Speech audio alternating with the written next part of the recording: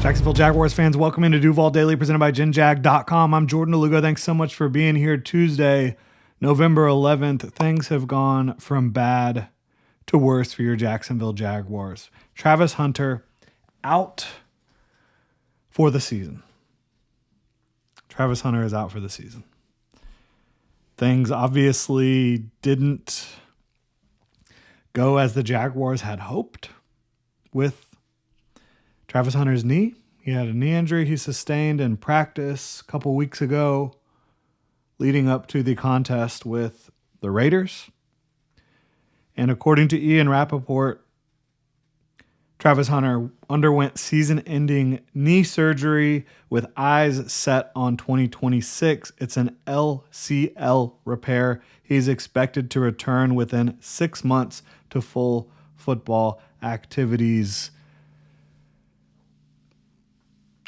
6 months from now is May. So, I mean, he should have pretty much the entire offseason still to grow and,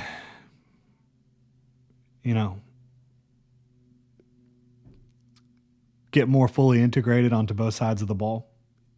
I assume that's how the Jaguars will continue to proceed. I don't know that for a fact, but I don't think you traded up to the number 2 overall pick to just quit on this project.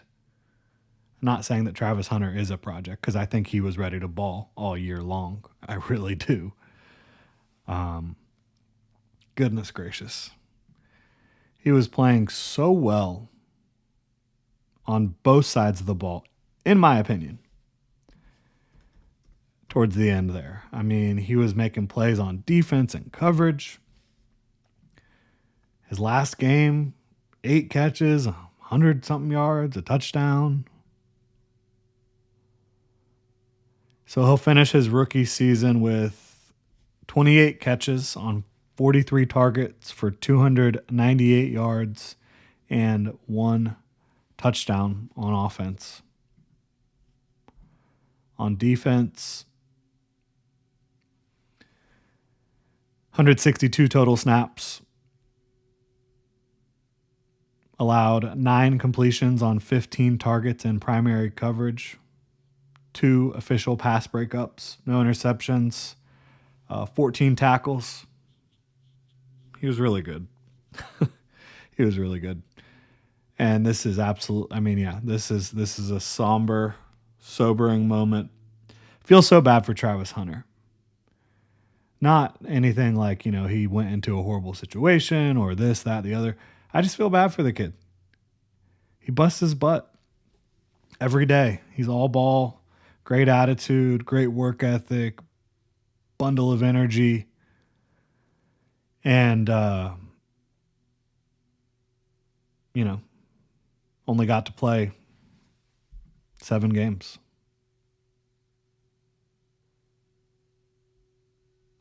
In year 1.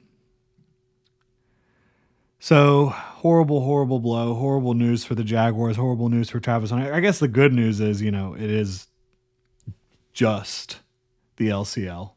It's not ACL, MCL, anything else. So, it was clean other than that. And, the group chat is not, this news has just happened. So, I'm responding into it, in real time here. Pretty shocking. I think it was Rap Sheet who reported last week that the Jaguars were expecting to have him back after the 4 weeks of injured reserve, something to that effect. But obviously the situation changed. He underwent knee surgery on that LCL. I'm no expert on these things, but, Rap Sheet says he should be back in May. Fully back to football activities in May. I guess that's the silver lining, is it's not like some injury that's going to hold him out for next off season and into next season. But that is a tough pill to swallow for a Jaguars team that entered Sunday, an opportunity to get to 6-3.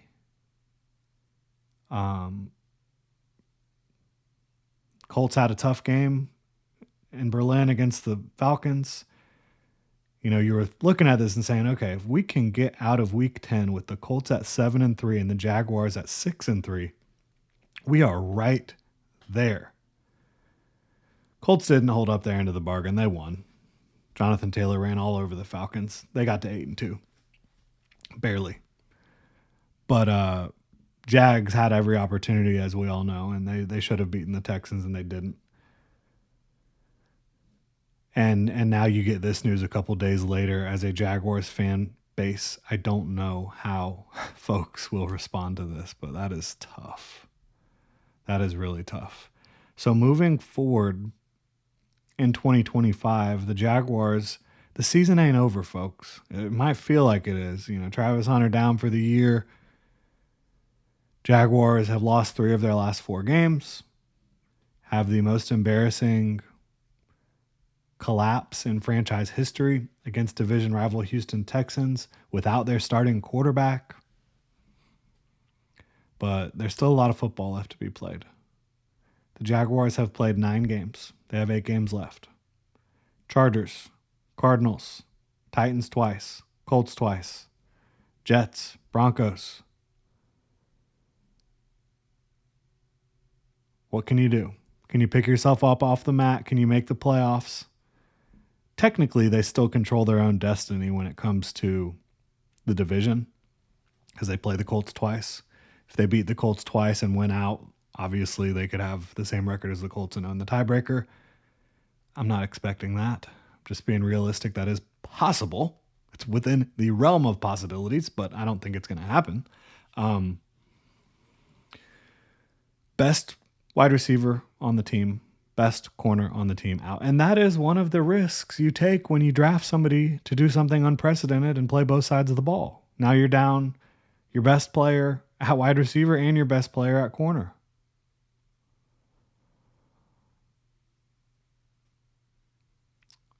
Brutal. But I do think, despite what you saw in the last 16 minutes against the Houston Texans, the Jaguars have the talent at both of those positions to get through this season potentially at those 2 positions. There's some other positions where it's like, well, we are effed. We can talk about that too, but at wide receiver, you just brought in Jacoby Myers. Brian Thomas Jr. will be back soon. He has a high ankle sprain, did not play against the Texans.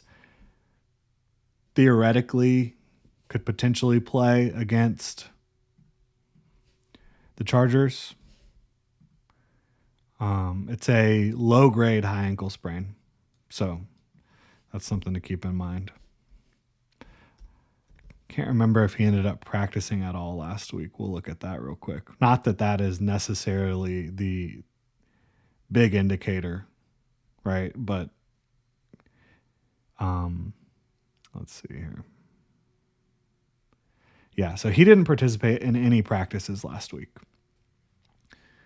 If he is limited Wednesday, I think that's a sign that you're probably looking at him potentially playing. He'll be back, though. He'll be back. And we were talking about it earlier today. The rest of the season for him, in my opinion, is going to be a major evaluation, a major piece to the evaluation for how the Jaguars view him moving forward. He's got to play with effort. That's goal number 1 for him. Play with effort consistently. And then catch the damn ball. If you can do those 2 things, I think you can be an excellent football player, Brian Thomas Jr. If you can't play with effort, I don't think you can be on the field consistently, but he's going to be. No Travis Hunter. And you certainly want him on the field more than De'Ami Brown. Now, again, this week against the Chargers, if BTJ can't play, you're looking at the same crew you had last week, which was Jacoby Myers, Parker Washington, De'Ami Brown, Austin Trammell, Tim Jones. De'Ami didn't play a whole lot, but he did play some. So it was primarily Jacoby and Parker, which I'm good with those 2. You'd love to have BTJ and Travis Hunter. But once BTJ is back, the top three receivers are going to be BTJ, Jacoby Myers, Parker Washington, and then you also get Brenton Strange back. When will that happen? Will it be this week? It could be. But I don't think they're going to rush that. They don't want to put him in a position to further or re-injure or, re-aggravate or have a setback, whatever you want to call it. But they need him desperately. Absolutely. But if you can have BTJ giving effort, Parker, Jacoby, Brenton, I think that's enough. It's not optimal, but I think it can be enough. Defensively, I think if you play zone coverage with Buster Brown, whatever coverage you want with Greg Newsome, you have outside, and then Jordan Lewis and Jarian Jones can both play. I hate saying this, but it almost feels like Jordan Lewis, the addition was redundant. Great leader, great player, made a ton of great plays for the Jaguars. Jarian Jones is a hell of a nickel corner. He's been sitting on the bench all year long. Could that use of cap space, have been better allocated elsewhere? I don't know. And I hate saying that. I really like Jordan Lewis, the character in that locker room and the player. But Jarian's a hell of a player.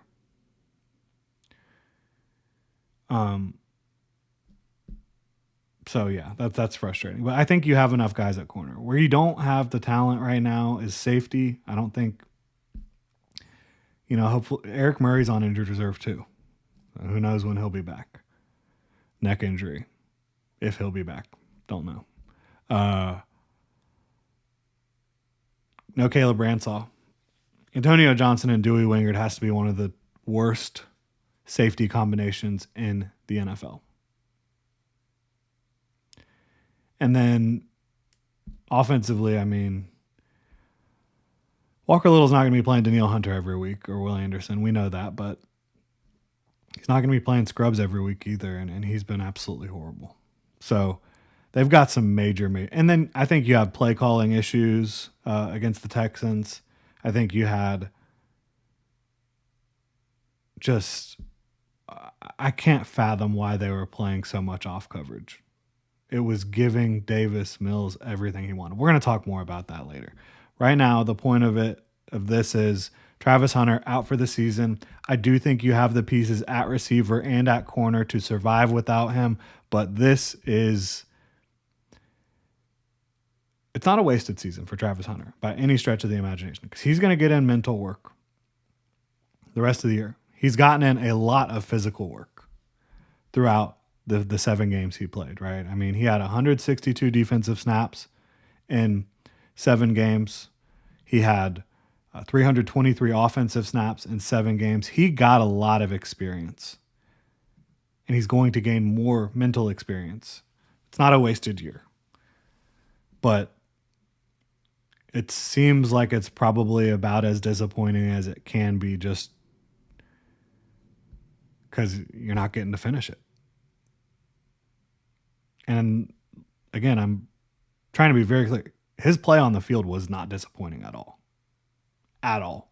He was everything and more that I expected he could be when he was given his chances. So, Travis Hunter out for the year, 6 months, LCL. Hopefully you can get BTJ back ASAP.